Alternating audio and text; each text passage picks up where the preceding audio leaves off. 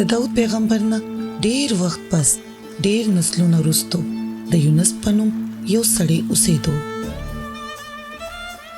یوه ورځ خدای یونس ته حکم وکړو چې یو لرې ښار ته لاړ شه او خلکو ته ووایه چې خدای د هغې بدعملي ویني او په دې وجه هغه به هغوی ټول تباه کړي.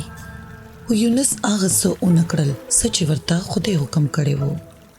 د هغې په ځای هغه په کشتۍ کې یو ښار ته روان شو چې د هغې یو نه لرې و چې خدای ورته هغه لېږلو په دې سوچ چې هغه د خدای نه تښتېدی شي.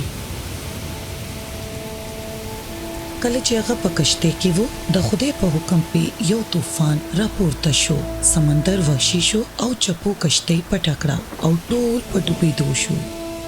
کشتۍ چلولو والا سخت یریدل، نو هر یو خپل خدای ته په دعاګانو شو چې د چا عبادت یې کولو چې هغوی بچ کړي. هغوی وزن اوبو ته غورځول شروع کړل د دې دپاره چې کشتۍ سپکه شي او ډوبه نه شي. دا ټول غوبل د کشتۍ په پورتني برخه و او یونس لاندې د کشتۍ په تل کې په ډوب خوب اوده و. د کشتۍ کپتان ورغی او پوښتنه یې ترې وکړه ته څنګه خوب کولی شي؟ پاسه او د خپل خدای نه دعا وغواړه او منت ورته وکړه کیدای شي هغه موږ د دې طوفان نه بچ کړي. بیا کشتۍ چلوونکو فیصله وکړه چې کوره واچوي چې وګوري چې دا طوفان د چا په وجه راغلی دی.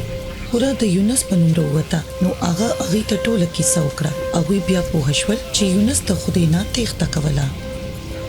نو هغوی ډېر ویرېدل او پوښتنه یې ترې وکړه د طوفان د غلې کولو دپاره څه وکړو ځکه چې طوفان زیاتیږي. یونس هغې له جواب ورکړو ما سمندر ته وغورځوئ او طوفان به ودرېږي ځکه چې زما یقین دی چې د دې طوفان وجه زه یم. کشتۍ چلوونکو ډېر کوشش وکړو چې د یونس سمندر ته د غورځولو نه بغیر غاړې ته لاړ شي، خو هغوی ونه کړی شو. نو هغوی مجبوره شو او په نظر یې هغه سمندر ته وغورځو چې هغوی ټول دې د هغه د نافرمانۍ په وجه ډوب نه شي. سمدستي سمندر غلی شو او چپې داسې ورکې شوې لکه څه چې هډو شوي نه وي. په کشتۍ کې ناست خلک پوه شول چې د یونس خدای ریښتونی خدای دی. هغوی د هغه نه ویرېدل او هغه ته یې قرباني پیش کړه او د هغه د عبادت کولو لوظ یې وکړو. کله چې یونس سمندر ته وغورځولی شو نو خدای یو غټ کب ورولېږلو چې هغه یې تیر کړو او هغه د کب په خېټه کې 3 ورځې او 3 شپې پروت و. په دغې وخت کې هغه توبه ویسته او خدای نه یو دعا وغوښته او د هغه یې عبادت وکړو او د هغه نه یې غوښتنه وکړه چې هغه بچ کړي. نو خدای کب ته حکم ورکړو چې یونس د سمندر په غاړه وغورځوه. کله چې هغه بهر راووتو هغه د خدای حکم ومنلو او ښار ته لاړو او خلکو ته یې وویل چې خدای هغوی تباه کوي ځکه چې هغه د هغوی ګناهونه لیدلي دي چې هغوی یې کوي. او بېشکه د ښار ټولو خلکو توبه وویستله او د ګناه د لارې نه یې مخ راواړو. په دې وجه خدای هغوی وبخل، هغه په هغوی رحم وکړو او هغوی یې تباه نه کړل.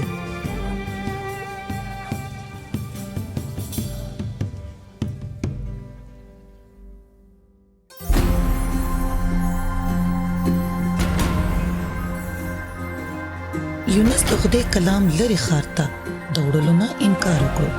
خدای د هغه د نافرمانۍ څنګه جواب ورکړو؟